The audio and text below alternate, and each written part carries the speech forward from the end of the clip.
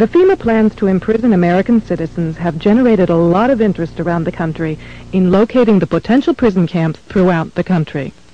These may be facilities currently being used as prisons, such as those you saw earlier, or prisons that are being built supposedly in the name of the war on drugs, or facilities that have other uses but which could be quickly used to detain large numbers of people, such as this Amtrak facility in Beech Grove, Indiana. We're standing now in the main parking lot, which doesn't look too sinister. At this level, it is a very large parking lot, fenced on all sides by fence topped by barbed wire. It also has these electronically operated turnstiles.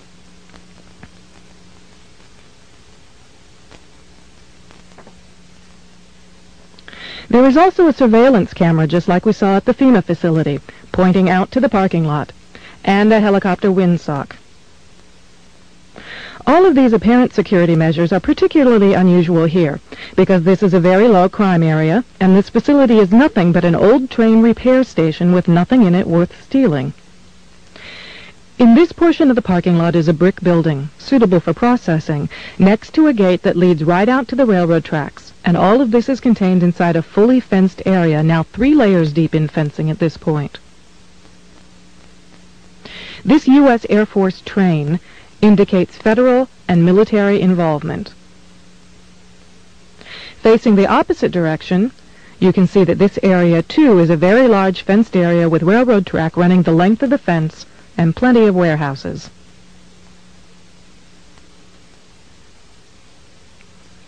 This facility was supposed to have closed in June of 1993, yet instead several $1 million in federal funds have been spent on supposed renovations over the past 2 years.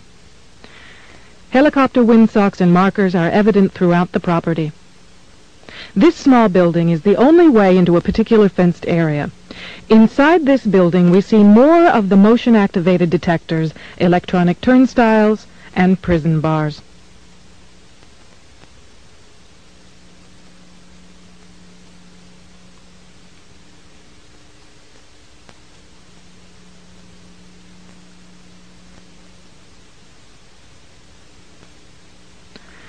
All of the renovations to this property have involved putting in new fencing, electronic turnstiles, concrete flooring in unused warehouse buildings, and putting in large gas furnaces on buildings that were never heated any time in the past 20 years.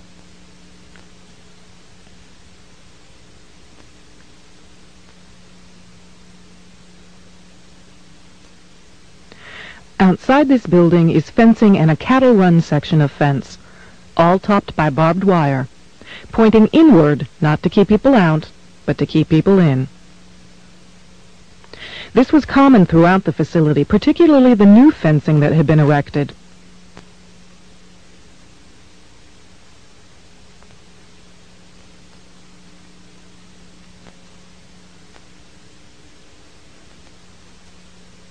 Inside the fenced area on the other side of the building, you'll see signs that say Red Zone, right up next to the railroad tracks that run the length of the fenced area. Next to the Red Zone sign, you can see closely numbered markers on the fences that are too closely spaced to be parking markers, just as if they plan to have people line up to board the trains.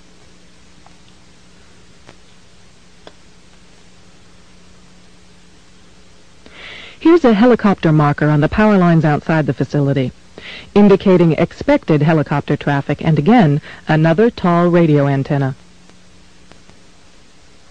Looking around, you can get an idea of how huge this place is and how many people it could contain in its fenced-in area.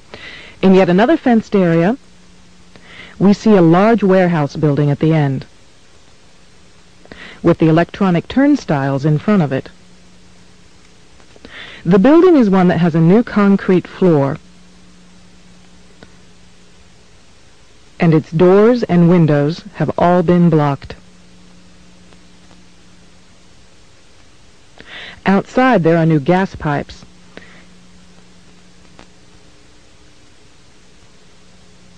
Even as we were filming, a black helicopter flew over us, observing what we were doing, which has happened many times when we have been at the facility.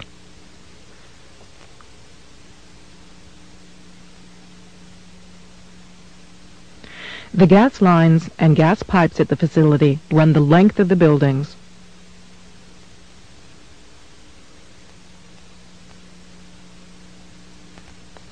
And come out at some very, very large brand new furnaces that have been installed at the buildings throughout the facility.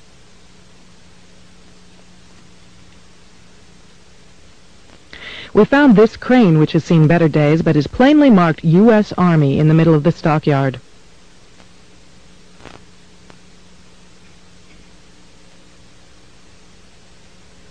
We found other fully working military trucks and equipment here at other times.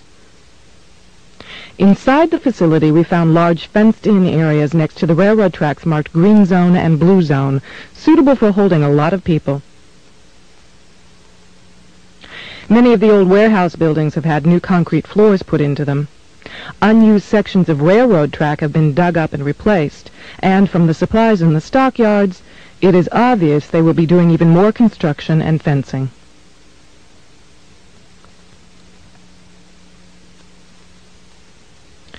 Senator Lugar of Indiana recently obtained more federal funding to renovate this facility, which is supposedly only for the repair of broken trains and where most of the buildings on the property haven't been used for years.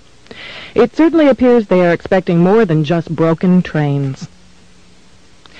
This tower, overlooking the entire facility at one end of the facility along the railroad tracks, also has a radio antenna on it with a ladder up inside of it. It would make an excellent watchtower.